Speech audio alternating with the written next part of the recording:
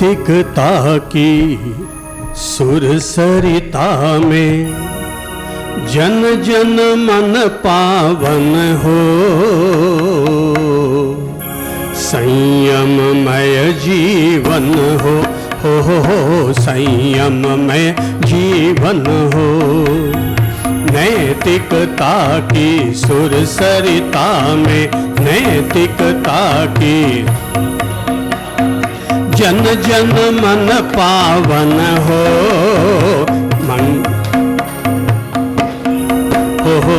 संयममय जीवन हो मंगलमय जीवन हो।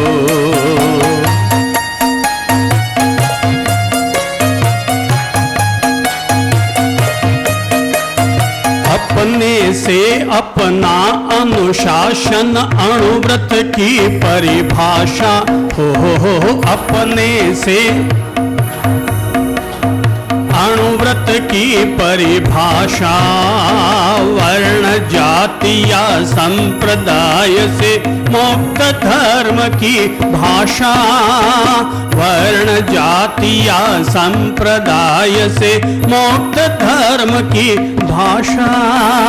छोटे छोटे संकल्पों से छोटे संकल्पों से मानस परिवर्तन हो, संयममय जीवन हो संयममय। नैतिकता की सुरसरिता में नैतिकता की जन जन मन पावन हो, संयममय जीवन हो संयममय जीवन हो।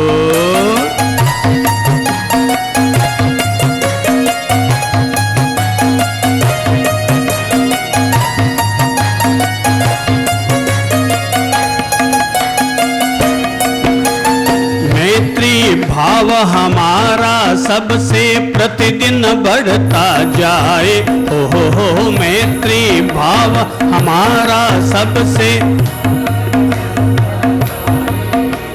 समता सह अस्तित्व समन्वय नीति सफलता पाए, समता सह अस्तित्व समन्वय नीति सफलता पाए।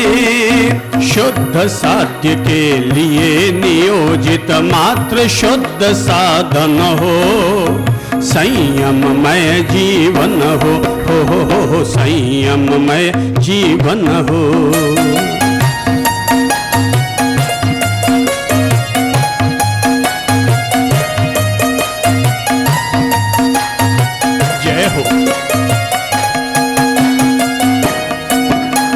सुधरे व्यक्ति समाज व्यक्ति से राष्ट्र स्वयं सुधरेगा, हो सुधरे व्यक्ति समाज व्यक्ति से राष्ट्र स्वयं सुधरेगा। तुलसी अणुव्रत सिंहनाद सारे जग में पसरेगा, तुलसी अणुव्रत सिंहनाद सारे जग में पसरेगा।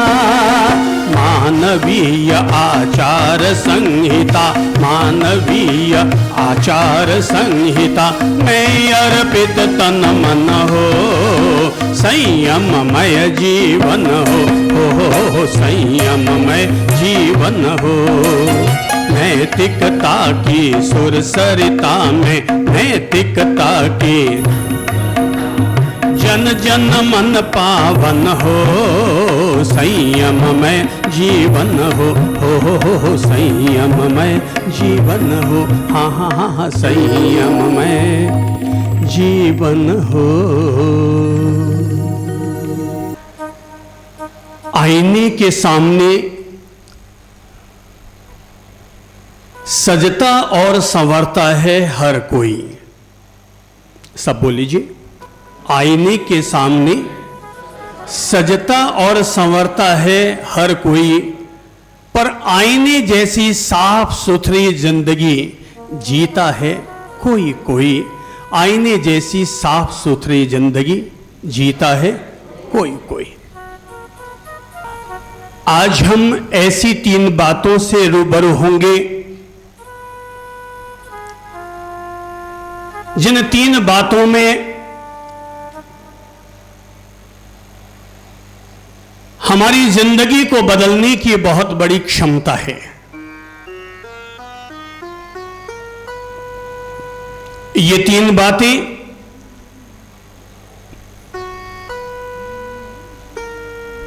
हमारे जीवन को सुखी, सफल और मधुर तीनों ही बना सकती है।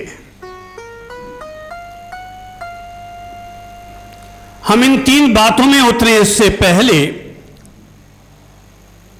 हम बुनियादी तौर पर एक समझ प्राप्त कर लें कि हमें हमारा जो जीवन मिला है वो जीवन परमात्मा और प्रकृति के घर से मिला हुआ एक अद्भुत और अनुपम पुरस्कार है। यह अद्भुत संगीत अनुपम सुवास और आनंदमय प्रकाश से भरा हुआ है, और अगर नहीं है तो भर सकता है।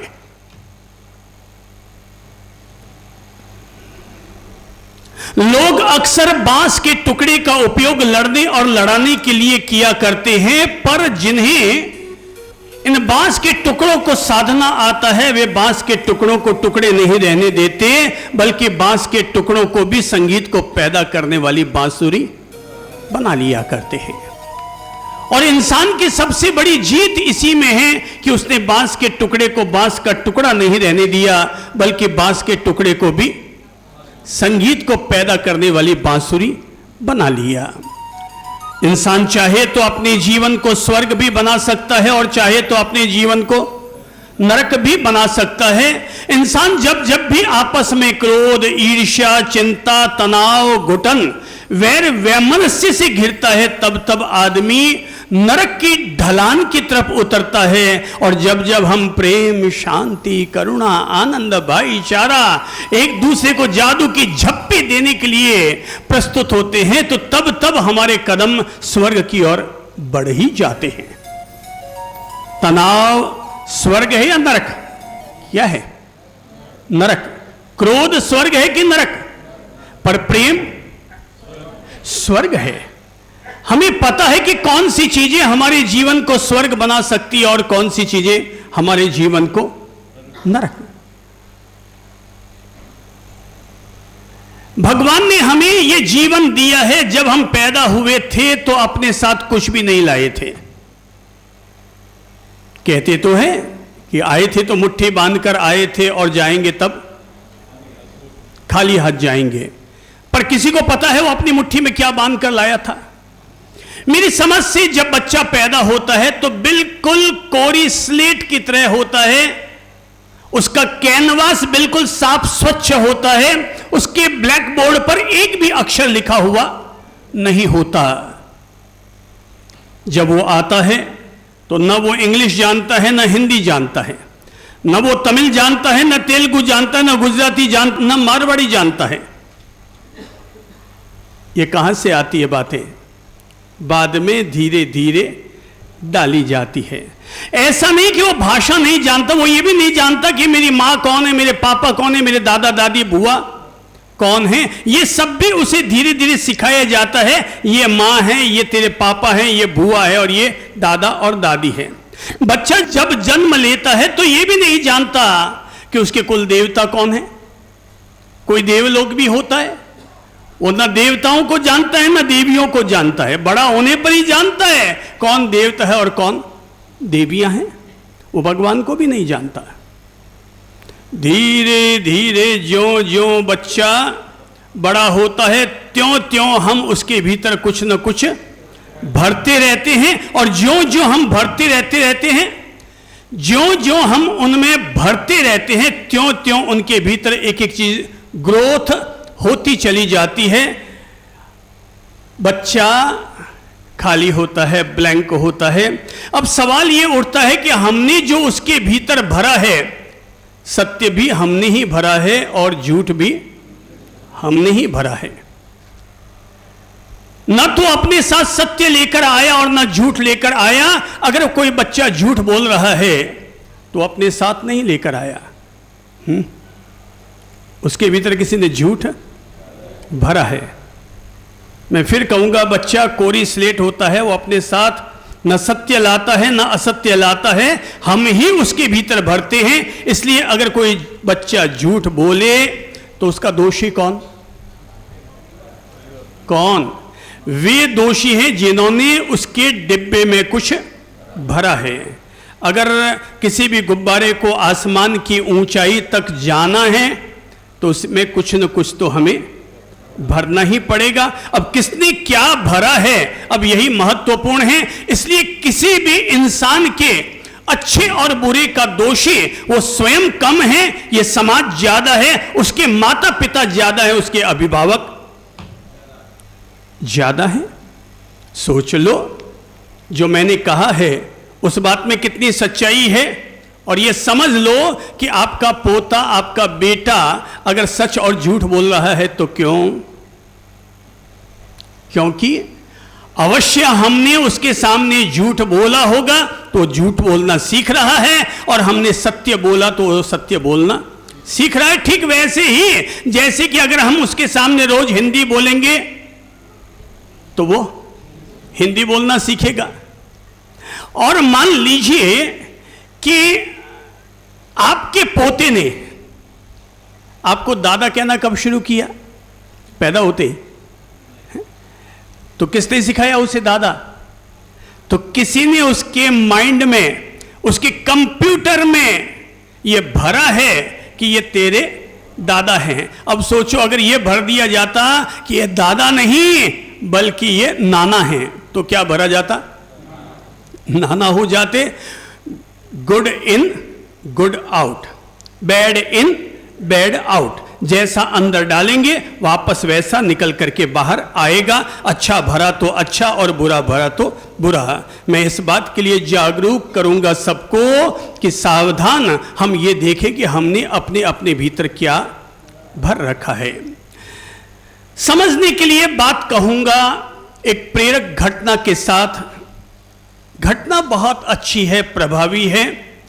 भले ही बात राजाओं के जमाने की है पर बात बहुत प्रेरणादायी है, मोटिवेट करने वाली है। कहते हैं कि एक राजा को अपनी 3 संतानों में से किसी एक संतान को योग्य उत्तराधिकारी के रूप में चुनना था। अब 3 बेटे, बाप के लिए तो सारे बेटे एक जैसे होते हैं। अब मिठाई की दुकान पर जाओ और जाकर पूछो, साहब आपकी दुकान में जो सबसे अच्छी मिठाई है वो दे दो, वो क्या जवाब देगा? सभी अच्छी है भाई, एवरीथिंग इज बेस्ट। मिठाई की दुकान वाले के लिए तो एवरीथिंग इज बेस्ट, हर चीज सर्वोत्तम है। अब हमें जो अपनी ओर से पसंद करना है वो अपनी ओर से पसंद कर ले। उसकी नजर में तो हर चीज बेटर ही बेटर, गुड बेटर बेस्ट। नमकीन खरीदने जाओ तो ये थोड़ी कहेगा भाई कचौड़ी ज्यादा अच्छी और समोसा हल्का है, तुम्हें जो पसंद आता है तुम्हारे वो पसंद कर लो। तो पिता की नजर में 3 संतानें थी और तीनों की तीनों ही उनकी नजर में तो सब अच्छी ही है। पर राजा का एक नजरिया था कि जब वो अपने पुत्रों में से योग्य उत्तराधिकारी का चयन कर रहा है तो ये नहीं चाहता कि जिसकी उम्र बड़ी है वो बड़ा हो या उसी को उत्तराधिकार मिले, बल्कि उसे उत्तराधिकार मिले जो सुयोग्य हो। अब उन्होंने काफी ट्राई की कि मैं 3 में से किसका चयन करूं, पर वो सिलेक्शन कर नहीं पाए क्योंकि पुत्र मोह बीच बीच में आड़े आ जाता था। जैसे धृतराष्ट्र के मन में पुत्र मोह बार बार आड़े आ जाता था, इसलिए वो सत्य का समर्थन कर ही नहीं पाते थे। बार बार वो केवल आंख से अंधे नहीं थे, वो पुत्र मोह में भी अंधे थे। तो पुत्र मोह में अंधे थे इसलिए वो सही निर्णय नहीं कर पा रहे थे। उन्होंने, राजा ने राजगुरु को आमंत्रित किया और कहा कि साहब मेरी ये समस्या है, आप समाधान कर दीजिए। आप हमारे राज्य में सबसे ज्यादा ज्ञानी व्यक्ति माने जाते हैं और आपकी प्रतिभा, आपकी प्रज्ञा, इसका लोहा तो सारा शहर मानता है, सारा देश मानता है। राजगुरु ने कहा भाई राजन, बिल्कुल आराम से आपके योग्य उत्तराधिकारी का चयन हो जाएगा और इसके लिए कोई मेरी तारीफ करने की जरूरत भी नहीं है। उन्होंने अगले दिन सुबह आने के लिए कहा कि मैं कल सुबह वापस आता हूं और निर्णय कर लेता हूं कि किस तरीके से आपके पुत्रों का चयन करना चाहिए कि कौन योग्य उत्तराधिकारी है। अब अगले दिन सुबह सुबह ही तीनों पुत्रों को बुला लिया गया राजसभा में। राजगुरु ने कहा कि महाराज एक काम कीजिए, तीनों पुत्रों को 100 स्वर्ण मुद्राओं की थैली दे दीजिए, 100 सोने की असरफियां देकर के एक एक थैली तीनों को दे दीजिए। अब तीनों को एक एक थैली दे दी गई 100 स्वर्ण मुद्राओं की। राजगुरु ने तीनों राजकुमारों से कहा कि आज तुम्हारी परीक्षा का दिन है और योग्य उत्तराधिकारी का चयन करना है। तुम्हें ये 3 थैलियां दी जा रही है। अब तुम्हें दिन भर में एक काम करना है, मैं शाम को तुम्हें देखने के लिए आऊंगा। तुम तीनों लोग जाओ और तुम तीनों के जो अलग अलग महल हैं, तुम अपने अपने महल को भरना है। ध्यान रहे 1 इंच जगह भी खाली नहीं रह जानी चाहिए और भरना केवल इन 100 असरफियों से ही है। यह तुम्हारी बुद्धि की परीक्षा है। तीनों निकल गए। पहला मार्केट में गया, खूब ढूंढा कि केवल 100 स्वर्ण मुद्राओं में ऐसी क्या चीज आ सकती है कि जिससे कि पूरा का पूरा मेरा महल भर जाए। अब काफी मार्केटिंग की, काफी छानबीन की, समुद्र तट पर भी गया, पर ऐसी कोई चीज ना मिली जिससे कि पूरा का पूरा राजमहल भर सके। हां, किसानों ने यह जरूर सुझाव दिया था कि राजकुमार, अगर आप छाना और कंडा लेकर के जाएं तो आपका पूरा महल भर जाएगा।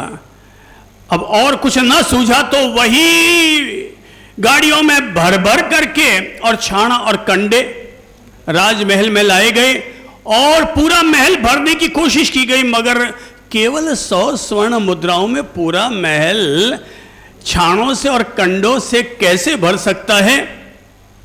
आधा भी ना भर पाया, पर और कोई विकल्प ना था। दूसरा राजकुमार निकला, वो भी मार्केट में घूमा गामा और दोपहर तक लौट कर आया। वो भी गाड़ियां भर भर के लेके आया और वो लेके आया कपासिया, रुई, कॉटन। अब 100 स्वर्ण मुद्राओं में उसने महल को भर दिया। उसका पौना राजमहल भर पाया, चौथा फिर भी खाली रह गया। तीसरे ने अपने हिसाब से कुछ किया होगा। शाम का वक्त हुआ, सूर्यास्त का समय करीब आने लगा। राजगुरु राजा को लेकर वहां उपस्थित हुए। बोले चलो देखते हैं कि किसने क्या किया है। तो पहले राजमहल की तरफ जाने लगे, थोड़ी बदबू आने लगी। राजा ने कहा यहां बदबू क्यों है? बोले अब जो भी है देखते हैं, आपके बेटे ने महल किससे भरा है। अब थोड़े और करीब गए तो थोड़ी गंध, क्योंकि गीले सूखे जैसे मिले सब आते चले गए। अब सूखे छानों में तो गंध नहीं आती, पर गीलों में तो गंध आएगी ही आएगी। पर राजगुरु राजा को लेकर अंदर गए। अंदर झांक करके जैसे ही देखा, ओ, तो इसने किससे भरा है महल? कंडे, गोबर, छाना, थेपड़ी से उसने पूरा महल भर दिया। पर महल फिर भी आधा था। राजगुरु मुस्कुराए, हाँ बेटा धन्यवाद, तूने महल तो भर लिया, काफ़ी कुछ भर लिया है, ऐसा लग रहा है काफ़ी कुछ भर लिया है। हाँ आओ राजन, तुम्हारे दूसरे बेटे के राजमहल में चलते हैं। तो दूसरे महल की तरफ आए, वहाँ क्या भरा हुआ था? कपासिया।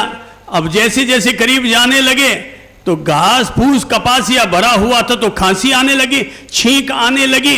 पर अब ठीक है, जो भी भरा है देखने के लिए चलना है। अंदर क्या भर दिया है? रुई, कॉटन, कपासिया, घास फूस। हाँ, राजगुरु मुस्कुराए और कहा नहीं वाकई तुमने भी कुछ तो भर ही दिया है। वो जैसे ही तीसरे राजमहल की तरफ जाने लगे कि दोनों बेटे एक साथ बोल पड़े, गुरुजी वहां मत जाइए, वो तो मार्केट गया ही नहीं।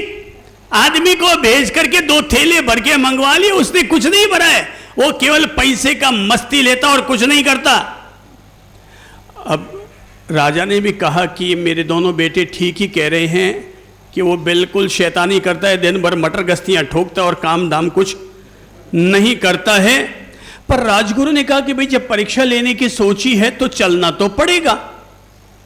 अब वो तीसरे बेटे के राजमहल की तरफ आ रहे हैं, तो वहां अंदर पहुंचे तो जैसे करीब जाते जा रहे थे कि इतने में ही बांसुरी की स्वर लहरियां दूर से आती हुई नजर आई। राजगुरु थोड़े से चौंके, राजमहल के और करीब गए, भीतर तक गए तो देखा उसने अपने महल में चारों तरफ दीपक जला रखे हैं, हर कोने में एक एक दीपक जला रखे हैं, जगह जगह पर उसने फूल बिछा रखे हैं और खुद बेटा सोफे पर बैठा हुआ आराम से झूले पर है। क्या कर रहा है? वही काम कर रहा है जो कान्हा कन्हैया करते थे। अब बैठा बैठा मस्ती से अपनी बांसुरी बजा रहा है, मुरली बजा रहा है, तान छेड़ रहा है, राग मल्हार गा रहा है। और राजा ने माथा पीटा कि यार मुझे पहले से पता था कि ये छोरा ऐसा ही है, इसने अपने महल में कुछ भी नहीं भरा। पर राजगुरु बाहर आए और आकर कहने लगे, महाराज मेरी समझ से आपके तीनों पुत्रों में सबसे सुयोग्य अगर कोई उत्तराधिकारी है तो ये आपका तीसरा बेटा ही है। राजा चौंके, बोले राजगुरु ये आप क्या कह रहे हैं गुरुजी? अरे इसने तो अपने महल में कुछ भी नहीं भरा, उन बेचारों ने कंडे ही भरे सही, कपास से ही भरा सही, कुछ तो भरा, पर इसने तो कुछ भी नहीं भरा। राजगुरु राजा को वापस लेकर के राजमहल की तरफ आए, बोले महाराज देखो इसने पूरे राजमहल को भरा हुआ है। बोले किससे भरा है? देखो इसने पूरे प्रकाश से अपने राजमहल को भरा हुआ है। देखो महाराज इसने खुशबू से पूरे राजमहल को भरा हुआ है, इसने अपनी स्वर लहरियों से पूरे राजमहल को भर रखा है और एक भी कोना ऐसा नहीं है जहां पर भी कोई भी कोना इसने खाली छोड़ दिया हो। मेरी समझ से यही आपका बेटा राज्य का उत्तराधिकारी बनने के योग्य है। कौन व्यक्ति अपने जीवन को किन चीजों से भरता है यह महत्वपूर्ण है। हमने अपने जीवन को कंडों से भरा है, गोबर से भरा है, छाणों से भरा है, कपासी से भरा है, घास फूस से भरा है, या किसी अद्भुत संगीत से भरा है, या हमने कोई प्रकाश से भरा हुआ है, हमने किसी खुशबू से भरा हुआ है, हमने अपने जीवन को किससे भरा है? ये जीवन का राजमहल। बड़ी प्रतीकात्मक मैंने छोटी सी प्यारी सी कहानी आप लोगों को समझाई है और इस कहानी को कहने का उद्देश्य यही है कि हम सब लोग इस बात के लिए प्रेरित हों कि हमने अपने जीवन को किन चीजों से भरा हुआ है।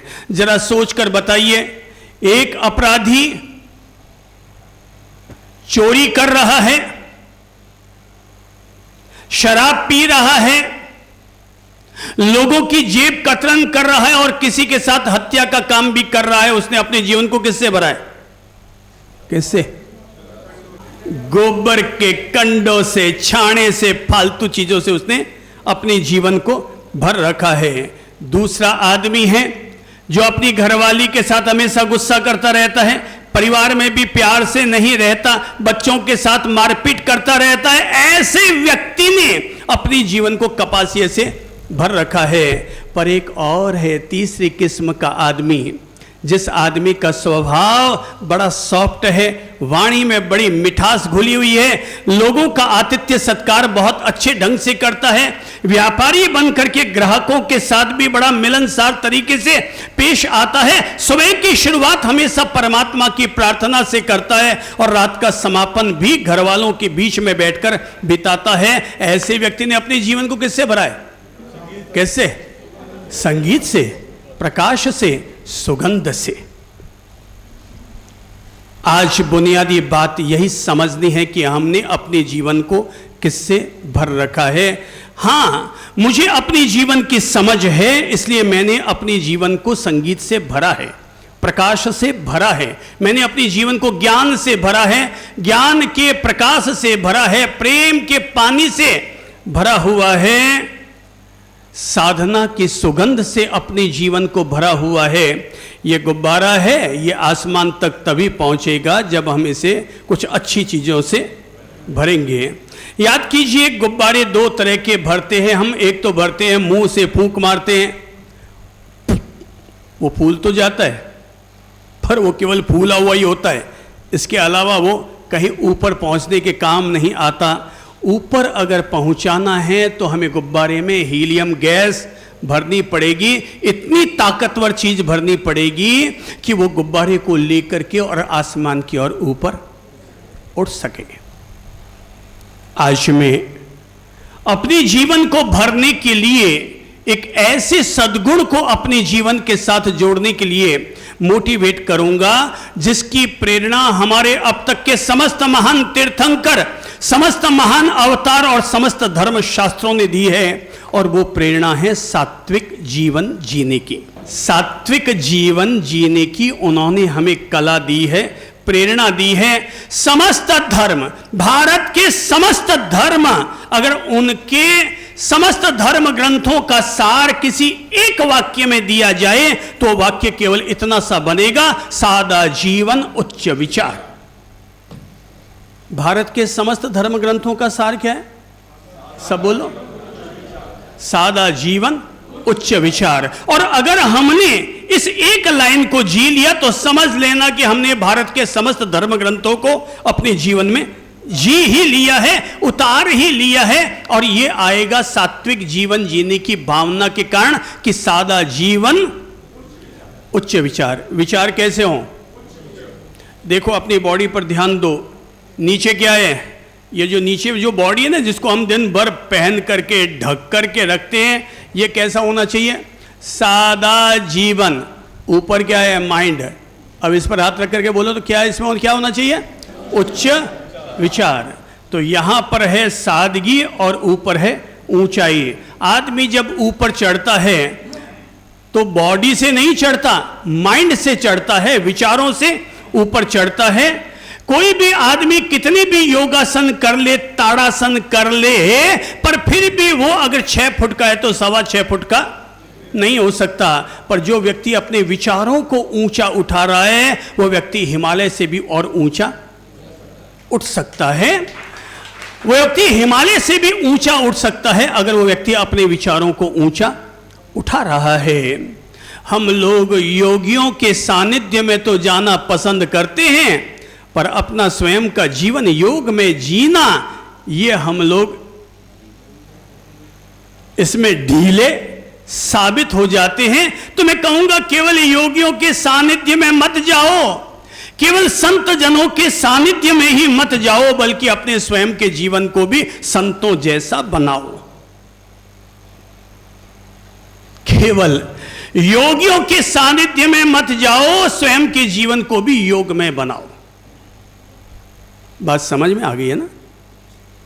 संतों के पास जाओगे, स्वयं के जीवन को अगर संत जैसा न बनाया तो संत के पास जाकर के हम कमियां ही ढूंढेंगे।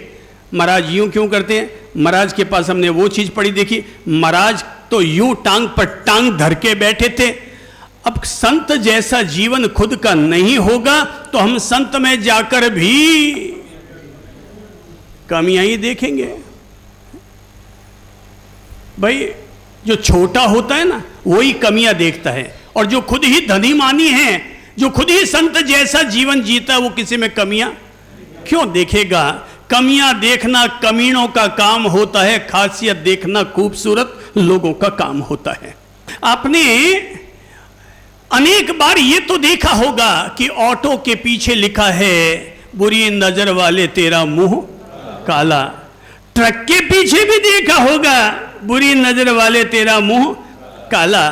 पर क्या आपने कभी किसी मर्सिडीज कार के पीछे लिखा हुआ देखा है कि बुरी नजर वाले तेरा मुंह काला? कभी किसी BMW के पीछे देखा है? कुछ देखा है कभी कुछ लिखा हुआ? क्यों? हर आदमी अपने स्तर का काम करता है ना, हर आदमी अपने स्तर का काम करता है। अब ऑटो वाले का स्तर उसने ऐसा ही बना रखा है कि उसको हर आदमी में ये दिखता है बुरी नजर वाले तेरा मुंह काला, क्योंकि वो खुद भी तो दिन में 4 दफा गाड़ियां ठोकता है, 4 दफा लोगों से झगड़ा कर लेता है। तो फिर क्या होता है? वो अपने स्तर का वाक्य लिख रहा है, ट्रक वाला अपने स्तर पर वाक्य लिख रहा है। हाँ, कोई आदमी अगर अपना मकान बनाता है ना, छोटा मकान बनाता है तो काली हंडी बना करके बाहर में यूं थोड़ा सा यूं मूछ वूछ बना करके ऊपर हंडी टांग देता। बोले क्यों? बोले किसी की नज़र न लग जाए। लेकिन जो आदमी महल बनाता है ना, वो ऐसी कोई अंडियाँ नहीं टिकाता, वो ऐसी कोई अंडियाँ लगाता नहीं। हर आदमी अपने अपने स्तर का काम करता है। ज़्यादा बन ठन के वो रहते हैं जो अपनी खुद की इज्जत नहीं बना पाए। बोले कि ठीक है भाई, हमारी चैन को देख करके, मेरी इस डायमंड की चूड़ी को देख कर ही लोग मुझे पसंद करेंगे। पर जिन्होंने अपनी वाकई इमेज बना ली है, वो हाथ में घड़ी भी नहीं पहनते। बोले कि भाई लोग मुझे पूछते हैं या इन मेरे कपड़े और लबादों को और मेरे गहने गांठों को पूछते हैं। सोचो कि दुनिया में सारी महिलाएं क्यों सजती है, पुरुष क्यों नहीं सजते? बोले महिलाएं लिपस्टिक लगाती हैं। आज तक आपने किसी पुरुष को देखा लिपस्टिक लगाते हुए? उनको पता है कि ये लिपस्टिक लगाने से खूबसूरत नहीं लगता आदमी। आदमी खूबसूरत अपने अच्छे सादा जीवन, उच्च विचार, अपने निर्मल जीवन और अपने पावरफुल कार्यों के कारण अपनी पहचान बनाता है। सादा जीवन, उच्च विचार, हर आदमी अपने अपने स्तर के काम से करते हैं। मैं जयपुर में था तो एक बहुत बड़े अरबपति आदमी मेरे पास बैठे हुए थे। तो मैंने पूछा, भाई साहब कितने बजे हैं? वो कहते हैं बाप जी मैं तो घड़ी नहीं रखता हूँ। मैंने कहा आप घड़ी नहीं रखते? इतने बड़े अरबपति आदमी। बोले मुझे कभी टाइम देखने की ज़रूरत नहीं पड़ती है, और जब ज़रूरत पड़ती है कोई ना कोई मेरे बगल में बैठा रहता है, मैं उनसे पूछ लेता हूँ। हाथ में अंगूठी वगैरह तो पहनते होंगे? बाप जी मैं तो कुछ भी नहीं पहनता, अंगूठी भी नहीं, हाथ में घड़ी भी नहीं। तो मैंने कहा पैसा वैसा तो रखते हैं? तो उन्होंने अपना जेब यूँ उल्टा करके देखा, दिया मेरे जेब में पैसा भी नहीं है। और मैं गजब के आदमी, और इतने बड़े अरबपति आदमी हो, पैसा भी नहीं रखते, घड़ी भी नहीं रखते, अंगूठी भी नहीं पहनते, दुनिया को हीरे बेचते फिर रहे हैं। तो बोले बाप जी मुझे आज तक कभी पैसे की ज़रूरत ही नहीं पड़ी। घर से बाहर निकलता हूँ, कार में चढ़ना है, बाहर की कोई चीज़ खाता नहीं हूँ, पान खाता नहीं हूँ, सुपारी खाता नहीं हूँ, बाहर की चाय पीता नहीं हूँ, बाहर का पानी भी नहीं पीता, तो मुझे पैसे की ज़रूरत होती नहीं है। कार में पेट्रोल डलवाना होता है, ड्राइवर अपने आप डलवा देता है।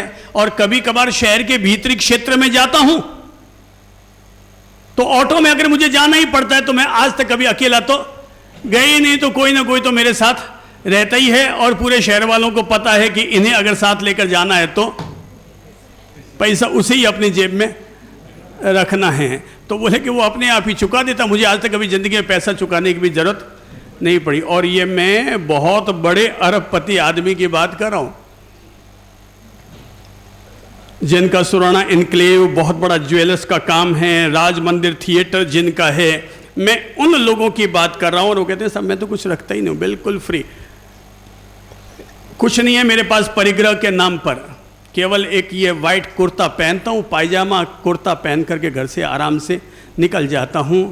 और साधना करते हैं, एक एक महीना, दो दो महीने के लिए अपने सारे व्यापार को छोड़ करके और मेडिटेशन कैंप में चले जाते हैं। मैं इसे कहता हूँ सादा जीवन, उच्च विचार। कौन सा जीवन है ये? सादा जीवन, उच्च विचार। भाई आप मुझे देख लो ना, मेरे पास घड़ी नहीं है, अंगूठी नहीं है, मैं तो पैसा भी टच नहीं करता हूँ, कोई सामान मेरे पास नहीं है, फिर भी मेरी इज्जत है कि नहीं है? हैं? मेरी इज्जत कितनी मानते हैं आप? 2% जीती या 2 करोड़ जीती? अच्छा, अमूल्य। अमर प्रभु ठीक कह रहे हैं कि आदमी की पहचान तो आदमी कारण है, और लुगाई की पहचान वो भले बोर पहन ले सोने का और हीरे की चूड़ियाँ पहन ले, पर पहचान किससे हो रही है? आदमी से पहचान हो रही है। और आदमी की पहचान किससे हो रही है? सादा जीवन, उच्च विचार। आदमी की पहचान हो रही है सादा जीवन, उच्च विचार से, और धर्मपत्नी की पहचान हो रही है आदमी से। तो अब कुल मिलाकर के इज्जत किसको मिल रही है? सोने के बोर को या सादा जीवन उच्च विचार को? सादा जीवन उच्च विचार। कहते हैं कि अब्दुल कलाम जी जब राष्ट्रपति भवन में आए थे तो साथ में क्या था? केवल एक सूटकेस, उसमें आधी तरफ थी उनकी पढ़ने की किताबें और आधी तरफ में 4 ड्रेस। बोले बात समझ में आती है भाई, आए थे तो खाली हाथ आए, ये बात तो समझ में आती है क्योंकि माल भरना है। पर बड़ी बात ये है वो सादा जीवन उच्च विचार के इस देश के सबसे ज्वलंत उदाहरण बन गए, प्रतीक बन गए कि जब वापस राष्ट्रपति भवन से निकले तो उनके साथ में 2 सूटकेस और थी। एक सूटकेस में तो वो जो उन्हें राष्ट्रीय अंतर्राष्ट्रीय स्तर पर सम्मान मिले थे, तो वो स्टाफ ने एक सूटकेस में वो भर दिए, और एक सूटकेस में जो उन्होंने अंतर्राष्ट्रीय स्तर पर भ्रमण करके जो उनको बेहतरीन जो किताबें मिली थी वो खजाना उसके साथ में था, और तीसरी सूटकेस में उनके ओढ़ने पहनने के कपड़े थे।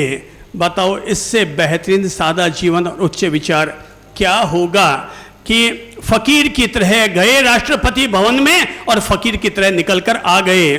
मेरी समझ से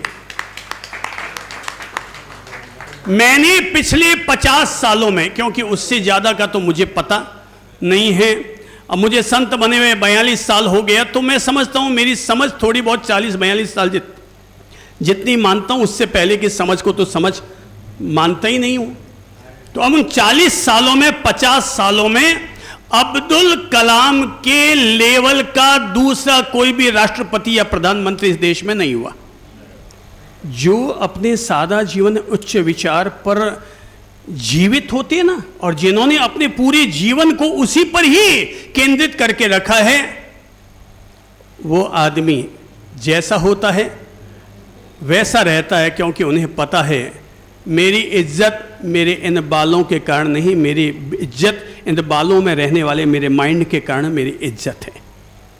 मेरी इज्जत मेरी वजह से है, इन बालों के कारण और इन गालों के कारण नहीं है। गाल भी कोई सुंदर थोड़े ही थे, गोरेगर थे क्या? तो अब्दुल कलाम जी गोरे भी नहीं थे, और वो मेरे को काके के बेटे भी नहीं हैं कि जो मैं उनकी ऐसी सद्भावना के साथ प्रशंसा कर रहा हूं, तारीफ कर रहा हूं। ये प्रतीक बन रहा है। उससे पहले महात्मा गांधी हुए, जो सादा जीवन और उच्च विचार के इतने महान प्रतीक बन गए, इतने महान प्रतीक बन गए कि कहते हैं कि जब वो गए भी थे ब्रिटेन और लंदन की तरफ, जब गए थे और उन्हें मिलना था महारानी से, जॉर्ज बुश से, और वहां के प्रधानमंत्री से मिलना था, तो कहते हैं वहां पर उनको स्पेशल लिखित पत्र मिला था कि आपको पैंट सूट टाई पहन करके ही वहां पर प्रवेश दिया जाएगा। मगर वो फकीर सादा जीवन और उच्च विचार का सबसे ऊंचा आदर्श पिछले 100 सालों में महात्मा गांधी जैसा दूसरा प्रतीक नहीं बन पाया। त्याग तो बहुतों ने जिया होगा, पर वो चूंकि राष्ट्र स्तर पर महान व्यक्ति बन गए, इसलिए वो सबकी नजरों में आ गए, और नजरों में इसलिए आ गए कि गृहस्थ जीवन में रहकर भी और इतनी ऊंचाई तक जी लिए, और राष्ट्र के राष्ट्रपति होने के बावजूद पूरे देश की राजनीति को हिलाते थे। पर बर्मिंघम पैलेस में भी वो कैसे गए थे? आधी धोती, आधा दुपट्टा और हाथ में सत्याग्रह का डंडा। और कहते हैं जब वहां पर राजा ने उनसे यह कहा था कि भाई वेयर इज योर क्लॉथ, आपके कपड़े कहां हैं, तो गांधी ने जो जवाब दिया ना, वैसा कहने के लिए बहुत बड़ी छाती चाहिए कि बिल्कुल दुश्मन के घर में राजमहल में बैठ करके, और आदमी कह रहा है साहब हमारे कपड़े तो सब आप लोगों ने पहले से ही ले लिए हैं, तो हमारे पास कपड़े रहेंगे कहां से? तो हमारे कपड़े तो आप लोगों ने पहले से ही ले लिए हैं। तो बोले कि आपको अगर हम पैंट सूट देते हैं तो बोले मैं पक्का पहनूंगा, लेकिन उस दिन जिस दिन मेरे हर भारतवासी के पास पहनने के लिए पैंट सूट हो जाएगा, उस दिन ये गांधी जरूर पहनेगा। आहा, मैं इसे कहता हूं सादा जीवन उच्च विचार। ऐसे लोग जीते जी भी पूजे जाते हैं, मर जाएं तब भी पूजे जाते हैं। महत्व उनके सिद्धांतों का है, सिद्धांतों पर अड़िग रहने का है। मैं फिर कहूंगा, केवल संत जनों के पास मत जाओ, अपने जीवन को स्वयं को संत जैसा बनाओ। तब सुगंध से सुगंध आती है, तब दीप से दीप जलता है। सात्विक जीवन को जीने के लिए प्रेरित करता हुआ कहूंगा, सात्विकता शब्द का अर्थ होता है पवित्रता, सात्विकता का अर्थ होता है सुंदरता, सात्विकता का अर्थ होता है निर्मलता, सात्विकता का अर्थ होता है राइटनेस। एक ऐसा जीवन जो स्वयं के लिए भी आदर्श है और दूसरों के लिए भी आदर्श है। कदम ऐसे चलो कि निशान बन जाए, काम ऐसे करो कि तुम्हारी पहचान बन जाए। जीने को तो सब जी रहे हैं, पर हम जीवन ऐसा जिए कि वो औरों के लिए भी मिसाल बन जाए, वो औरों के लिए भी मिसाल बन जाए। सात्विक जीवन जीने के लिए अब मैं 3 सूत्र दे रहा हूं। उनमें से पहला सूत्र है सात्विक अन्न। चूंकि सात्विक जीवन की शुरुआत ही अन्न से होती है, तो कहते हैं जैसा खावे अन्न वैसा रहे मन। तो इसलिए आगे की यात्रा को सात्विक बनाने के लिए सबसे पहले अन्न को सात्विक बनाना जरूरी है। सात्विक अन्न की कैसे जरूरत होती है इसे आप यूं समझिए। कहते हैं कि भीष्म पितामह पड़े थे तीरों की शैया पर, युद्ध पूर्ण हो चुका था। तब पांचों पांडव और द्रौपदी भीष्म पितामह के दर्शन करने के लिए वहां पहुंचते हैं युद्ध के मैदान में। द्रौपदी जैसे ही उनके पास पहुंचती है, भीष्म पितामह को अर्जुन प्रणाम करते हैं। भीष्म पितामह अपनी आंख खोलते हैं, द्रौपदी को जैसे ही अपने सामने देखते हैं, अपने तीरों से सटे हुए हाथ ऊपर उठाते हैं और हाथ जोड़कर द्रौपदी से कहते हैं, पुत्री मुझे क्षमा करना, पुत्री मुझे क्षमा करना। मुझे पता है कि तुम्हारे साथ बहुत बड़ा अभद्र व्यवहार हुआ था। वो व्यवहार केवल तुम्हारा नहीं बल्कि पूरी नारी जाति का अपमान था। मैं तुमसे अपने पार्थिव शरीर का त्याग करने से पहले मैं तुमसे क्षमा मांगता हूं। तब द्रौपदी ने कहा कि पितामह, जो क्षमा आप आज मांग रहे हैं वो क्षमा अगर आप हस्तिनापुर के उस राजमहल में, उस राजसभा में अगर मांग लेते तो शायद ये युद्ध भी नहीं होता। उस समय पितामह आप कहां चले गए थे? जो क्षमा आप आज मांग रहे हैं वो उस समय मांग लेते तो। द्रौपदी बोलने में थोड़ी सी तीखी थी। सावधान, अपनी भाषा को कभी तीखा मत होने देना, वरना महाभारत फिर रचता चला जाएगा। अपनी जुबान को कभी कड़वी मत होने देना, वरना फिर उसी तरह के महाभारत फिर रचे जाएंगे। और ठीक है, कोई थोड़ा छोटा होता है, कोई बहुत बड़ा होता है, पर भाषा जबान जब भी तीखी चलाएंगे तो कोई ना कोई तो घर में महाभारत होगा ही होगा। तो बोले, पितामह उस दिन आप कहां चले गए थे जब मेरा वो हुआ था? पितामह ने जो बात कही थी वो सब लोग, पूरी दुनिया के लोग ध्यान से समझिएगा। और तब पितामह ने कहा था कि पुत्री, दरअसल मैं उस दिन तुमसे क्षमा इसलिए नहीं मांग पाया था क्योंकि उस समय मैंने कौरवों का अन्न खाया हुआ था। उस अन्न का मेरी बुद्धि पर असर था, इसलिए मैं उस समय तुम्हें क्षमा नहीं मांग पाया, क्षमा प्रार्थना नहीं कर पाया। पर यहां पिछले 18 दिन से मेरे लगातार उपवास चल रहे हैं, तो उस अन्न का जो दुष्प्रभाव था वो सारा का सारा खत्म हो गया और 18 दिनों के उपवास में मेरी बुद्धि शुद्ध हो गई और इसीलिए मैं तुमसे क्षमा मांगता हूं।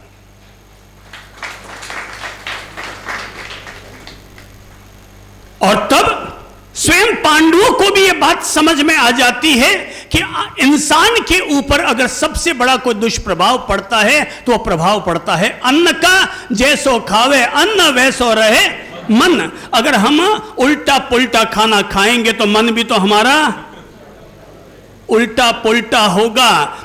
अगर हम रोजाना बादाम काजू किशमिश माल ताल खाएंगे तो हमारी बुद्धि में विकार ही पैदा होंगे। ज्यादा गरिष्ठ चीजें, ज्यादा घी तेल, ज्यादा तली हुई चीजें अगर हम खाएंगे तो दिमाग में क्या होगा? निर्मलता आएगी कि विकार पैदा होंगे? उत्तेजना पैदा होगी कि शांति पैदा होगी? उत्तेजना पैदा होगी। विकार पैदा होंगे। इसीलिए तो कहा है कि भाई सात्विक आहार लो। भगवान ऋषभ देव ने अपने 365 दिन के उपवास का पारणा किससे किया? गन्ने के रस से, इक्षु रस से। वो इक्षु रस कौन सा आहार है? राजसिक, तामसिक या सात्विक? सात्विक आहार से उन्होंने अपने तप की पूर्णाहुति की। भगवान महावीर ने अपनी 6 महीने के तप की पूर्णाहुति किससे की? उड़द के उबले हुए बाकुलों से, बादाम की कतली से नहीं किया। किससे किया? उड़द के उबले हुए बाकुलों से। ये आहार कौन सा है? सात्विक, तामसिक या राजसिक? सात्विक। राम जी की भक्ति की गई शबरी के द्वारा और वो खिलाए गए थे जूठे बेर। सात्विक, राजसिक, तामसिक कौन सा आहार है? ये सात्विक आहार। ये कौन सा आहार है? सात्विक आहार। भगवान कृष्ण विदुराइन के घर पर गए थे, दुर्योधन के मेवों का त्याग किया और क्या खाने गए? साग सब्जी। और विदुराइन ने उनकी भक्ति कैसी की? केले केले तो फेंकती गई और छिलके छिलके खिलाती गई। और कृष्ण ने उनको भी बड़े आनंद भाव के साथ, ऐसा मत समझना कि केवल हम ही प्रसाद के भाव से ग्रहण करते हैं, भगवान भी कोई भगत अगर चढ़ाता है तो उसको भी प्रसाद मानकर ही ग्रहण करते हैं। तो विदुराइन तो भक्ति में इतनी मशगूल हो गई कि केले छीलते जा रही थी। उसे फेंकना क्या था? छिलका। और फेंक क्या रही थी? केला। खिलाना क्या था? केला। और खिला क्या रही थी? छिलका। पर फिर भी वो कौन सा आहार है? सात्विक, राजसिक, तामसिक? कौन सा? सात्विक। कहते हैं कि गुरु नानक देव के सामने जब लाया गया भोजन, एक अमीर व्यक्ति लेकर के आया भोजन और एक गरीब किसान लेकर के आया भोजन। गुरु नानक ने गरीब किसान का भोजन खा लिया और अमीर का खाना छोड़ दिया। तो अमीर नाराज हुआ, बोले कि गुरुदेव ये आप क्या करें, आपने मेरे भोजन का त्याग करके मेरा तिरस्कार किया है। बोले भाई तेरे भोजन में मुझे सात्विकता नजर नहीं आ रही और इसके भोजन में मुझे सात्विकता नजर आ रही है। बोले किस आधार पर कह रहे हैं? कहते हैं गुरु नानक, वो तो पहुंचे हुए संत थे ना, तो उन्होंने दोनों की रोटी उठाई। अब क्या किया गुरु नानक ने? दोनों को निचोड़ा तो किसान के रोटी में से दूध टपक कर आया और अमीर आदमी की रोटी में से खून टपक कर आया। अमीर आदमी हैरान हो गया, ये क्या? बोले मैं हमेशा सात्विक भोजन करता हूँ, मैं ऐसा भोजन नहीं करता जिस भोजन में किसी का शोषण किया हुआ हो और जिस भोजन का संबंध किसी रक्त से जुड़ा हुआ हो। आज भी देख लो ना, किसी भी आदमी के अगर धरने पर बैठ जाए, बोले 8 दिन का धरना और 15 दिन का धरना और 10 दिन का उपवास, जब पूरा करवाया जाता है धरना और उपवास खोला जाता है तो किससे करवाते हैं? नॉनवेज से, ब्लड से, हैं? किससे? बोले मौसमी के जूस से, नींबू के पानी से, नारियल के पानी से। ये सब क्या है? सात्विक, राजसिक या तामसिक? सात्विक। इसका अर्थ ये हो गया कि इंसान के लिए उसकी बुद्धि को शुद्ध और परिष्कृत करने वाला अगर कोई भोजन है तो सात्विक भोजन ही है। इसीलिए मैं जोर देकर कहता हूं सभी लोग शाकाहार लो। नंबर 1 शाकाहार में भी संयमित भोजन लो। नंबर 3 संयमित भोजन लो, सीमित मात्रा में भोजन लो। यूं नहीं कि माल फोकट रखा ने मिल रहा टेकता जाओ। आदमी अपने घर पर खाता है तो संयमित ही खाता है, पर बाहर जब भी जीमणवारी में जाता है तो डट डट के, टिका टिका के, इस स्टाइल पर भी खाएंगे, उस पर भी खाएंगे, उस पर भी खाएंगे, उस पर भी खाएंगे, उस पर भी खाएंगे। इतने में बेटा कहेगा पापा वो वाली स्टाइल तो रह गई। बोले चलो बेटा उधर भी चलते हैं। और हम उस समय हम अपने पेट को स्वास्थ्य केंद्र नहीं रखते, उस समय हम अपने पेट को कब्रिस्तान बना करके उसमें सब चीजें दफनाते चले जाते हैं। सावधान, सात्विक आहार, संयमित आहार, सीमित आहार की कोई तुलना किसी से की ही नहीं जा सकती।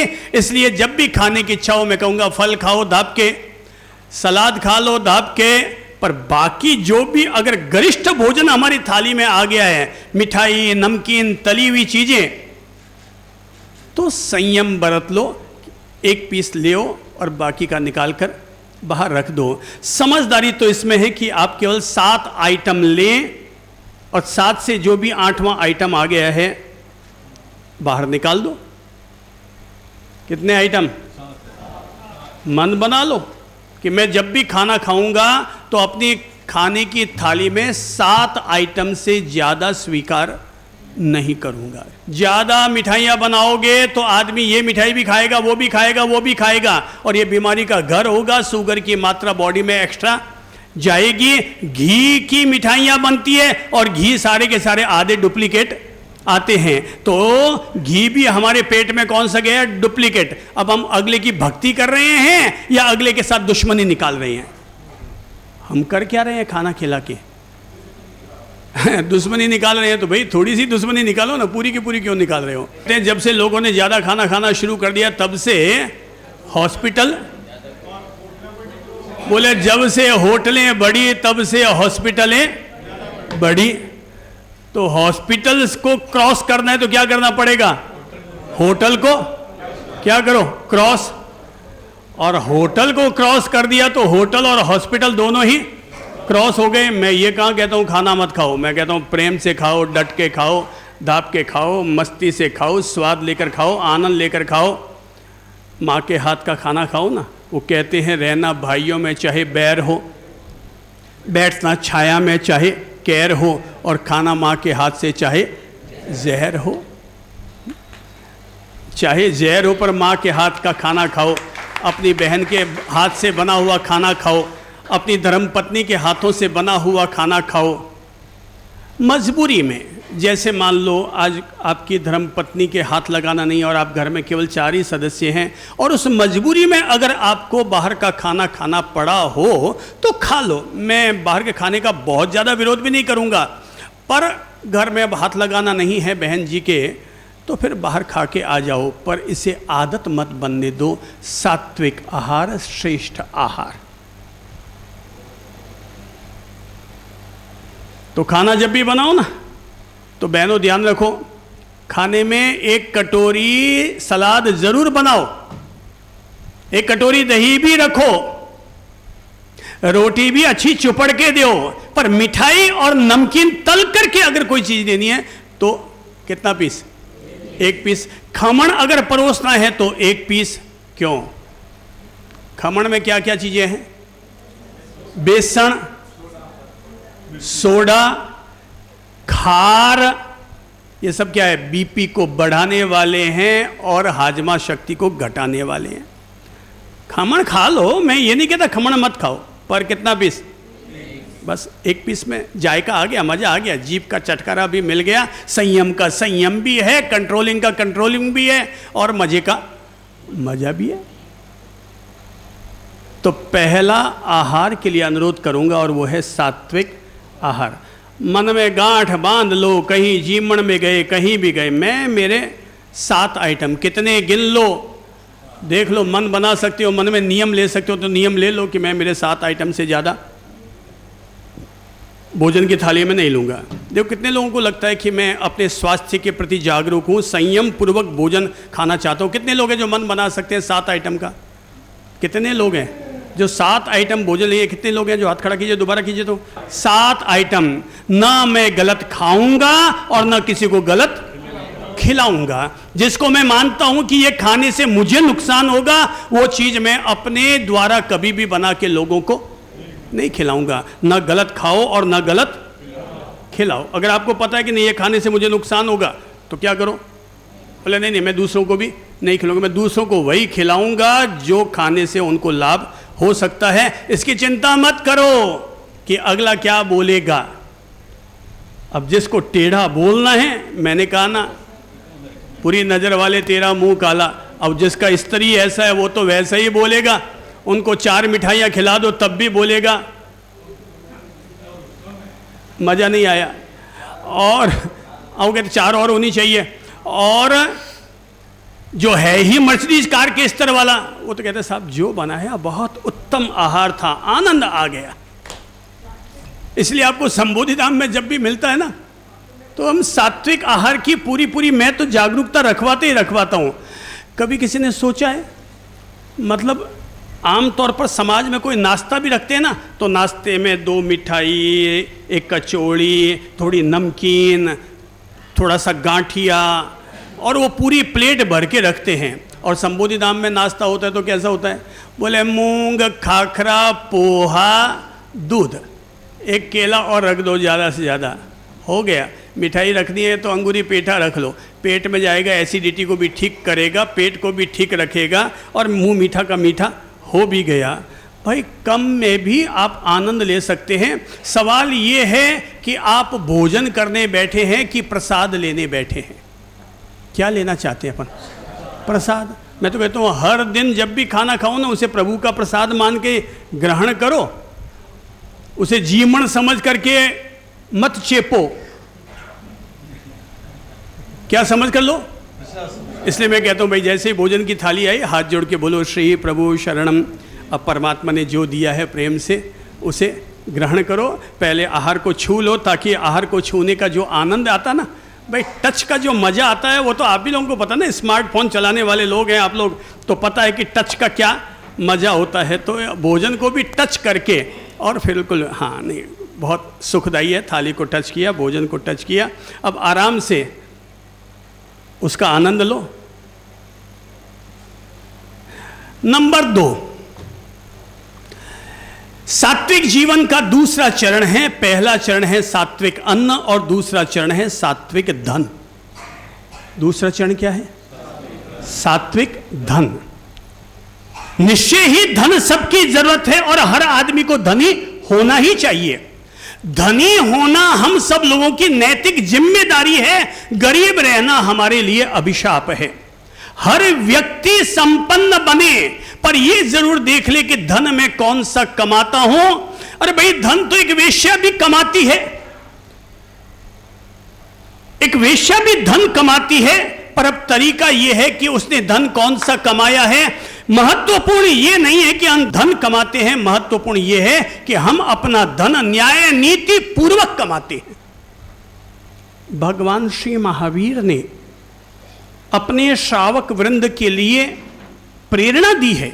उन्होंने ये कभी नहीं कहा कि तुम धन मत कमाओ, उन्होंने ये कहा है कि न्याय नीति पूर्वक धन कमाओ। कौन सा धन? न्याय नीति पूर्वक अपने धन का अर्जन करो। दुनिया में 3 तरह की कमाई होती है। पहली कमाई बाप कमाई, दूसरी पाप कमाई, और तीसरी आप कमाई। एक वेश्या जो धन कमा रही है, वो कौन सी कमाई में जा रहा है? पाप कमाई। अपन एक झट से 1 सेकंड में बोल दिया वो धन कौन सा है, बोले पाप कमाई। अब बस यही लाइन हमें अपनी प्रैक्टिकल लाइफ के साथ जोड़कर देखना है कि मैं कौन सा धन कमाता हूं। वो धन मत देखो, उस धन की ख्वाहिश मत रखो जो बाप कमाई है। दुनिया में जितने भी छोरे मजे ठोकते हैं ना, वो सब बाप कमाई पर ठोकते हैं। ये जितने भी लड़के लड़कियां, कोई स्मार्टफोन चला रहे, कोई कुछ भी चला रहे, कोई बाइक चला रहे, कोई रेस्टोरेंट में जाकर के मजे से अपना हैप्पी बर्थडे मना रहे हैं और 10,000 का बिल चुका रहे हैं, उन सब से कहो भैया तू खर्चा कर, तुझे छूट है। पर किस पर? आप कमाई पर। खुद कमा के ला, तब पता चलेगा कि कैसे पैसे उड़ाए जाते हैं। 1200 रुपये की थाली कैसे खाई जाती है और 150 रुपये कटोरी की दाल कैसे खाई जाती है। बोले फ्राई दाल, वहां जाके ऑर्डर देता फ्राई दाल, मम्मी बनाती है, बोले भावा को नहीं बैठे जा रहे, बोले फ्राई दाल। अरे भाई, वहां की 150 रुपये कटोरी और तेरे मम्मी के हाथ की कटोरी 10 रुपये की है। आप कमाई खाओगे तो पता चलेगा कि फालतू हमें खर्चा करना चाहिए या नहीं करना चाहिए। और हमें फालतू खर्चा करना चाहिए कि नहीं करना चाहिए, ये आदमी को पता चल जाएगा। वो बाप ने अपने बेटे से कहा कि चल आ, ये सामने तालाब है ना, वहां पर चल, तुझे 10 सिक्के फेंक कर दिखाना है, पर सावधान, सारे के सारे सिक्के बीच पानी में जाने चाहिए। बोले पापा, ये तो मेरा बाएं हाथ का खेल है। और बोले यहाँ मैंने 10 सिक्के रख दिए हैं, उठा और कायला ने झील में एक एक सिक्का फेंक। अब उसने एक एक उठाया और फेंकना शुरू कर दिया। 1 2 3 4 5 6 7 8 9। बोले पापा इसमें एक और कम है पापा, 10 सिक्के नहीं है। बोले बेटा 9 सिक्के बाप कमाई के थे, 9 सिक्के बाप कमाई के थे। अब 10वां सिक्का तुझे आप कमाई का लगाना है। अब तू जा 1 रुपया खुद कमा के ला और फिर इस कायलाना झील में फेंक के बता। बोले पापा ये तो मेरे बाएं हाथ का खेल है, अभी जाता हूँ और एक सिक्का अभी कमा के ले आता हूँ। चाय की दुकान पर गया। बोले भाई साहब मैंने काम दे। बोले नहीं नहीं तू तो उनका बेटा है। अरे तुझे कैसे काम दे सकते, तुझे मैं अपनी चाय की दुकान पर काम कराऊँ? नहीं नहीं नहीं। अब वो थोड़ा और आगे गया तो सबीर लोहार की दुकान मिल गई। अब वो उसे जानता नहीं था। बोले ठीक है काम कर लेना। बोले काम कर लेना तो लग जा। बोले कितने रुपये चाहिए? बोले मुझे 10 रुपये चाहिए। बोले 1 घंटा काम कराने का 10 रुपया लूंगा। बोले ठीक है दूंगा। बोले काम क्या करना है? बोले वहाँ जितने भी वो लोहे के सरिये पड़े हैं उठा के यहाँ पर ला के रख दे। अब वो तो 20 मिनट में ही क्या हो गया, ठंडा हो गया, सांस फूलने लगे, पसीना निकलने लग गया, बॉडी दुखने लग गई। 20 मिनट। बोले भाई 1 घंटा काम करना। बोले पैसा दे दे। बोले 1 घंटा पूरा, 1 घंटे का 10 रुपया। अब वो मर डूब करके जैसे तैसे 45 मिनट उसने किया और फिर तो जाके दम से बैठ गया। वो जो फूले फूले गाल दिख रहे थे, फूले फूले बाल और सब जो दिख रहे ना फूले फूले, वो सब की क्या निकल गई, हवा निकल गई। अब वो तो 45 मिनट में जाके बैठ गया। बोले कि भाई अब हो गया भाई, तू मुझे 2 रुपया कम दे दे पर अब मुझे छुट्टी कर।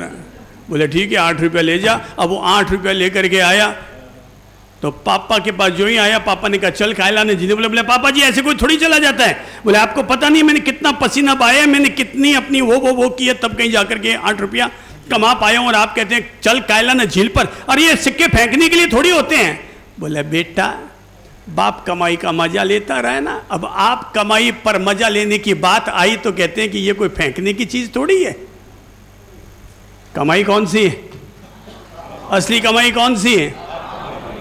असली कमाई वो नहीं है कि बाप कमाए और बेटा गौरव करे कि मेरे पापा अमीर हैं। असली कमाई उस दिन समझना कि बेटा कमाए और बाप कहे कि मेरा बेटा कमा करके ला रहा। उस दिन अपनी कमाई को असली कमाई समझिएगा कि मुझ पर मेरा बाप गौरव करता है, मेरे पिता गौरव करते हैं कि साहब मेरा बेटा इतना होनहार है। बाप कमाई पर मजा मत लो। बाप कमाई वो एक हमारे लिए कर्ज है। वो जो विरासत में मिली है ना संपत्ति, हमें उसे 10 गुना आगे बढ़ाना है, न कि उसे खर्च करना है। कभी महान उद्योगपति घनश्याम दास जी बिड़ला ने अपने पोते बसंत को पत्र लिखकर कहा था कि मेरे बच्चों सब लोग ध्यान रखना, हम लोगों ने बड़ी मेहनत करके ये सारी संपत्ति खड़ी की है और हमारा उद्देश्य ये नहीं था कि हम अमीर बने, हमारा उद्देश्य ये था कि हमारी वजह से हजारों लोगों को रोजगार मिले। उद्देश्य क्या था? हमारी वजह से हजारों लोगों को रोजगार मिले। इसलिए ये देश टाटा, बिड़ला, अंबानी, अडानी या जो ये बड़ी बड़ी कंपनियां कहलाती है उसका आभारी है, क्योंकि उनकी वजह से लाखों लोगों को रोजगार मिल रहा है। और तब घनश्याम दास जी बिड़ला ने अपने पोते बसंत जी से लिखकर कहा था कि बेटा अगर तुम्हें लगे कि हमारे आने वाली संतानें और पीढ़ियां अच्छे मार्ग पर चलने वाली है तो ये विरासत आगे बढ़ाना, वरना इस सारी संपत्ति को या तो भारत सरकार को समर्पण कर देना और या फिर चैरिटी का ट्रस्ट बना करके गरीबों में बांट देना। पर गलत रास्ते पर हमारा धन न जाए, इस बात की जागरूकता जरूर रखना। मैं कहूँगा धन कमाओ, सात्विक धन कमाओ। ऐसा धन मत कमाओ जिस धन के साथ चोरी शब्द जुड़ा हुआ है। ऐसा धन मत कमाओ जिसके साथ छल कपट जुड़ा हुआ है। ऐसा धन मत कमाओ जिसके साथ रिश्वत शब्द जुड़ा हुआ है। ऐसी क्या कमाई करनी कि जो आदमी सुबह से लेकर रात तक कमाई तो कर रहा है, पर कमाई के साथ साथ में दिन भर झूठ बोल रहा है, ग्राहकों के साथ ऊंधा सूंधा कर रहा है, तो तो उसकी कमाई कौन सी कहलाएगी? पाप कमाई। तो भाई ऐसा पैसा क्या कमाना कि जिसमें दिन भर हमें धन के साथ साथ पाप भी हमें कमाना पड़ा है। तो भाई ऐसा व्यापार करो ना जो कि पाप मुक्त हो सके। जैसे देखिए मेरी समझ से अभी अगर कोई कपड़ा आपने बेचा है 100 रुपया मीटर का और आप खरीद कर लाए हैं 40 रुपया मीटर में, अगर आप 50 रुपये के 40 रुपये मीटर कपड़े को 100 रुपये में बेच रहे हैं, आपकी होशियारी है, आपकी चतुराई है। अब पाप क्या होगा? अच्छा मुझे केवल एक बात बताइए कि आप साड़ी खरीदने गए और वो सूरत से साड़ी खरीद कर 2000 में लाया और आपको 5000 में बेच रहा है, गलत है क्या? हाँ, समझिएगा, एक व्यवहार की भाषा समझिएगा। बोले ये तो बिजनेस है। अब वो पाप कब बनेगा और आपको बुरा कब लगेगा? 40 के माल को 100 में बेचना पाप नहीं है, पर 100 का भाव तय करने के बाद सामान कम तोल के देना ये पाप है। ये पाप कमाई बन जाएगी। वो एक व्यक्ति के यहां पर एक ग्वाला रोजाना या एकांतर 1 किलो मक्खन ला करके देता था और वापस कह देता भाई साहब मुझे इसके बदले में चाय पत्ती और चीनी तोल करके दे दीजिए, और वो इधर मक्खन देता और वो इधर वो तोल करके उसे दे देता। तो एक दिन उस व्यक्ति के मन में आया कि देखो तो सही है, कहीं मक्खन कम तो तोल के नहीं लाता है, रोज मुझे कहता है 1 किलो कहीं कम तो तोल के नहीं लाता है। तो उसने तोला तो देखा कि 900 ग्राम ही है। वो उसे भिड़ पड़ा, बोले 900 ग्राम मक्खन लाता है साला, मुझे बेवकूफ बनाता है, ये वो 4 गालियां ठोकने लगा। उसने कहा बाबूजी मैं तो अनपढ़ आदमी हूं, मैं क्या जानूं 1 किलो और आधा किलो, मैं तो आपके यहां पर मक्खन देने आता हूं, आप जो मुझे तोल करके देते हैं मैं अगले दिन वही दूसरी तराजू पर रख देता हूं और उतना मक्खन वापस तोल के आपको ला करके दे देता हूं। इसलिए मक्खन अगर कम है तो इसका दोषी मैं नहीं हूं, आपकी चाय पत्ती और चीनी आपकी कम होती है। अब अगर आपको डांट लगानी है तो खुद को लगाइए, क्योंकि माल आप ही हमें कम तोल करके देते हैं। सावधान, व्यापार ऐसा कीजिए जिसमें हमें दूध पीने को मिले, किसी का खून नहीं। घर पर अगर कोई मजदूर काम कर रहा है तो सांझ पड़ते ही उसे दिन भर की मजदूरी उसे दे दीजिए, वरना वो एक गरीब का शोषण कहलाएगा। किसी भी कर्मचारी ने अगर आपके यहां काम किया है, अगर वो कह रहा है कि मैं घूमने के लिए जाना चाहता हूं और 4 दिन की छुट्टी पर गया, आप उसके आराम से पैसे काटिए। पर अगर वो कहता है कि आज मेरी मम्मी की तबीयत ठीक नहीं है, मुझे अपनी मम्मी को अस्पताल दिखाने के लिए लेकर जाना, तो प्लीज उस दिन के पैसे उसके मत काटिए, वरना दुआ नहीं मिलेगी। वो जो आपके यहां काम करने वाला स्टाफ है ना, वो भी दुआ और बद्दुआ देता है। तो भाई ये विवेक रखिए कि मुझे कौन सा पैसा काटना चाहिए और कौन सा पैसा मुझे नहीं काटना चाहिए। आप स्टाफ से काम लीजिए, पैसे काटने पर ज़्यादा ध्यान मत दीजिए। महीने में इतना तो हक बनता है कि 1-2 छुट्टी वो एक्स्ट्रा ले सके। भाई जैसे हमारे घर में काम आता है वैसे उसके घर में भी तो काम आता ही होगा। मैं फिर ये भी कहूँगा, अगर धंधा भी कर रहे हैं तो धर्म पूर्वक धंधा कीजिए, धर्म में धंधा मत कीजिए। क्या कीजिए? कौन सा धंधा कीजिए? धर्म पूर्वक धंधा कीजिए, धर्म में धंधा मत कीजिए। भाई अगर आप धर्म पूर्वक धंधा कर रहे हैं, वो धंधा भी एक गृहस्थ के लिए करणीय कार्य है, उसके सात्विक जीवन का हिस्सा है। अगर हम धंधा भी धर्म पूर्वक कर रहे हैं, अगर आप माप तोल में कोई गड़बड़ी नहीं करते हैं, दवाई बेचते हैं, शुद्ध दवा बेचते हैं, दूध बेचते हैं, शुद्ध दूध बेचते हैं, धर्म पूर्वक धंधा हो गया। हो सके तो धंधे में भी धर्म कर लीजिए। अगर कोई व्यक्ति आपके यहां आता है कि साहब मैं मंदिर बनवा रहा हूं और वहां पर मुझे बैनर बनवा कर टांगने हैं, तो कृपा करके उसके कपड़े का पैसा या तो लीजिए मत, और लेते हैं तो उसमें प्रॉफिट मत लीजिए। अगर आप किराने का व्यापार करते हैं और कोई कह रहा है कि साहब मैं हनुमान जी की सवा मणि करने जा रहा हूं और वहां के लिए मुझे घी, आटा, मिश्री और इत्यादि ये सब चीजें चाहिए, तो क्या कीजिए? औकात है तो पैसा मत लो, लगता है इतनी औकात नहीं है तो कम से कम उसमें प्रॉफिट मत लो। कल ये बहन जी मुझे कह रही थी साहब मेरे पति ने, वो कंपाउंडर है और उन्होंने जिंदगी में कभी किसी को इंजेक्शन लगा करके पैसा नहीं लिया। समझिएगा, वो कहते हैं कि मेरे पति ने कभी भी क्या नहीं लिया? इंजेक्शन लगा करके पैसा नहीं लिया। तो मैंने कहा पैसा लेना तो कोई गुनाह नहीं है। तो बोले कि वो कहते हैं कि पैसा, मैं उम्मीद हॉस्पिटल में काम करता हूं और मुझे पर्याप्त मात्रा में पैसा गवर्नमेंट दे देती है सैलरी के रूप में, इसलिए मुझे इससे ज़्यादा पैसे की ज़रूरत नहीं है, तो मैं थोड़ी बहुत तो सेवा कर सकता हूं, मैं थोड़ी बहुत तो सेवा कर सकता हूं। अब हो सकता है उन्होंने लिया कि नहीं लिया, पर पत्नी अगर कह रही कि उन्होंने नहीं लिया तो इसका मतलब बात में कुछ तो वजन है।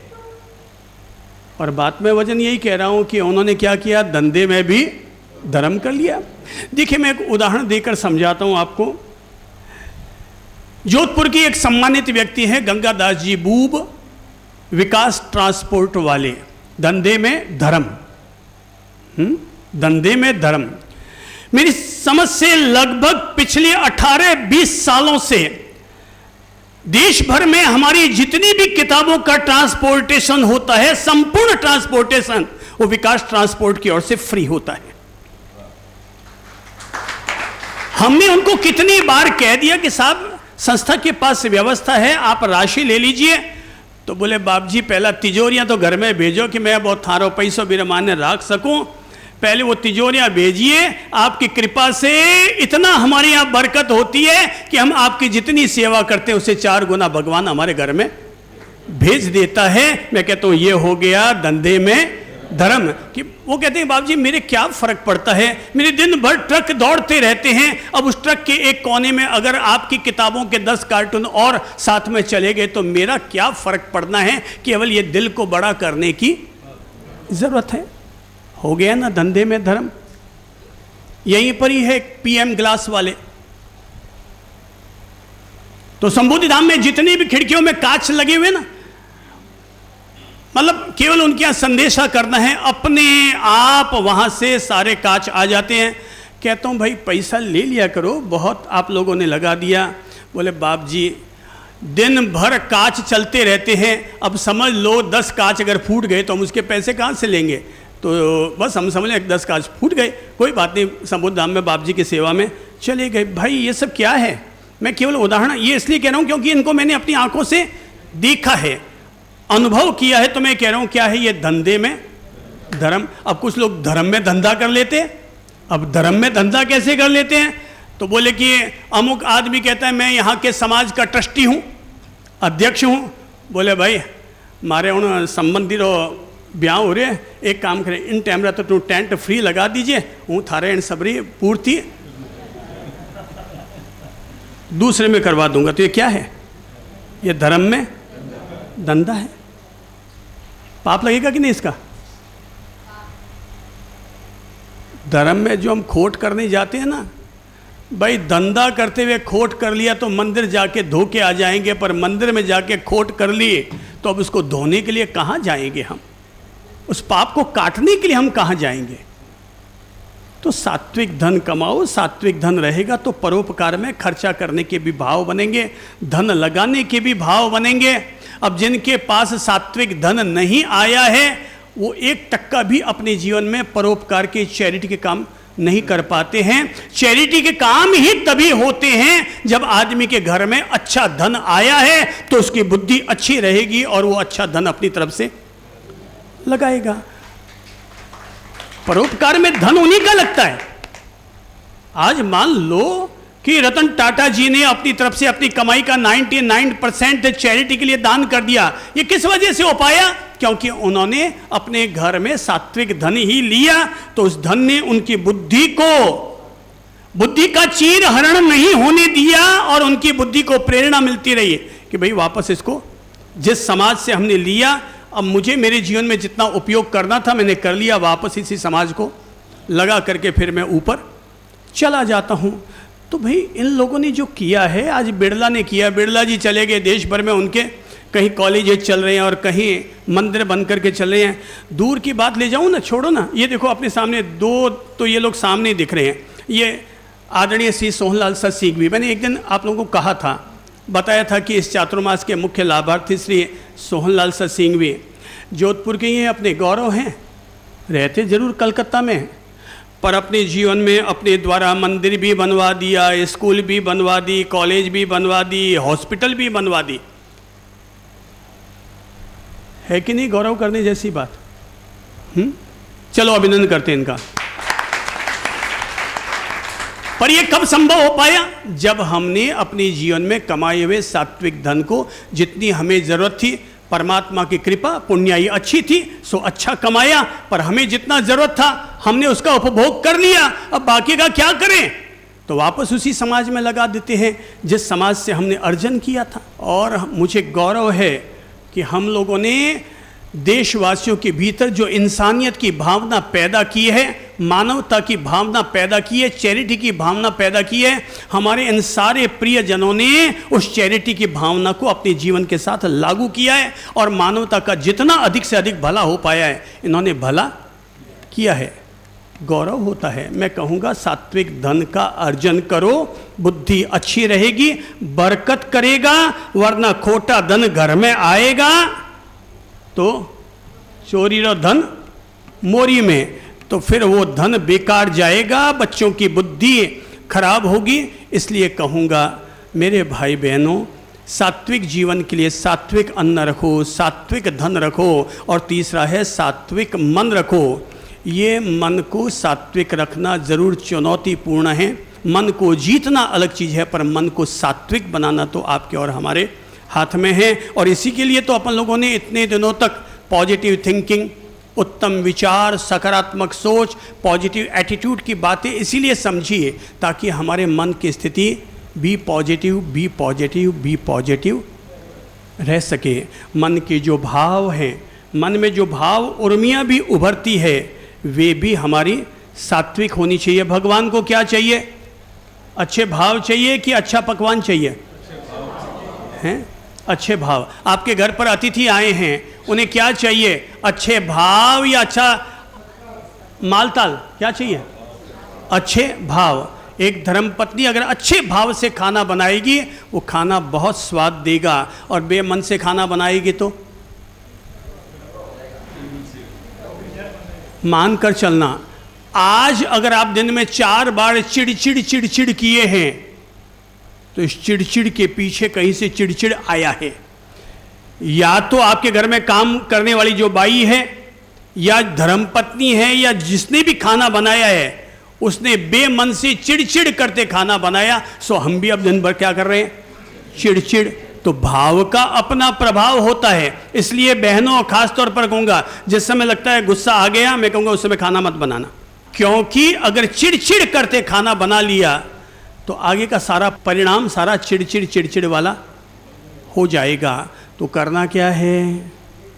अच्छे भाव से खिलाओ, अच्छे भाव से खाना बनाओ, हैं? खाओ भी अच्छे भाव से और खिलाओ भी अच्छे भाव से। दुनिया में 2 किस्म के लोग होते हैं। एक होते हैं, कुछ लोग होते हैं जो अच्छा खा के राजी होते हैं, और कुछ लोग होते हैं जो अच्छा खिला के राजी होते हैं। दोनों ही राजी हो रहे हैं।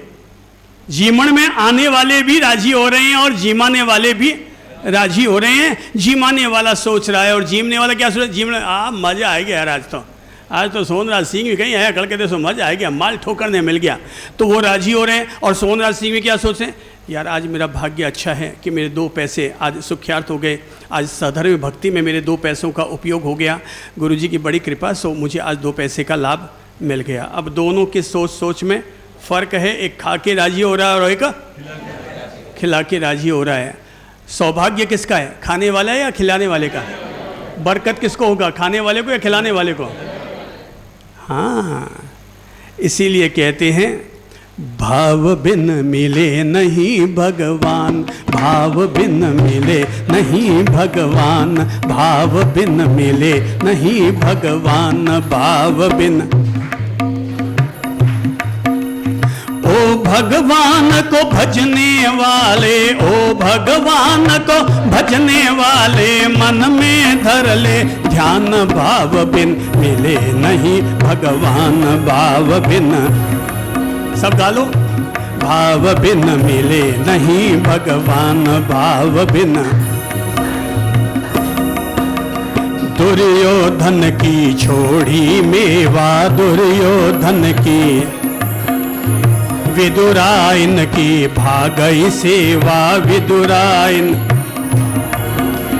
विदुराइन की भागई सेवा, श्रद्धा और समर्पण से ही श्रद्धा, बोलो श्रद्धा और समर्पण से ही रीझे दया निधान, भाव बिन मिले नहीं भगवान, भाव बिन मिले नहीं भगवान।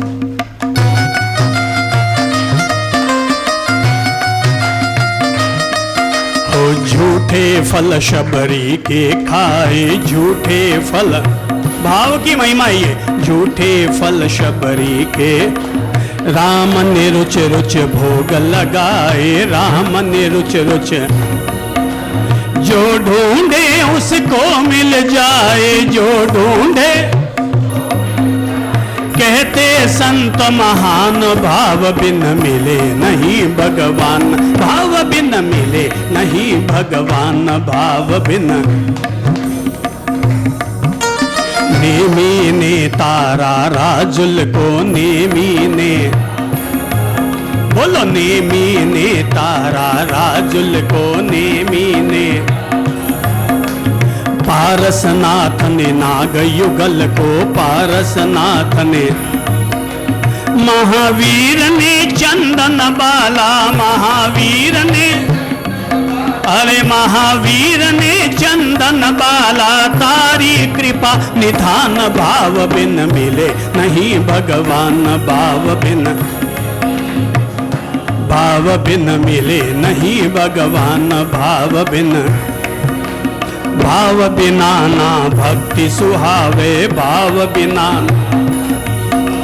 बिन गुरु ज्ञान कहाँ से पावे, बिन गुरु ज्ञान कहाँ से।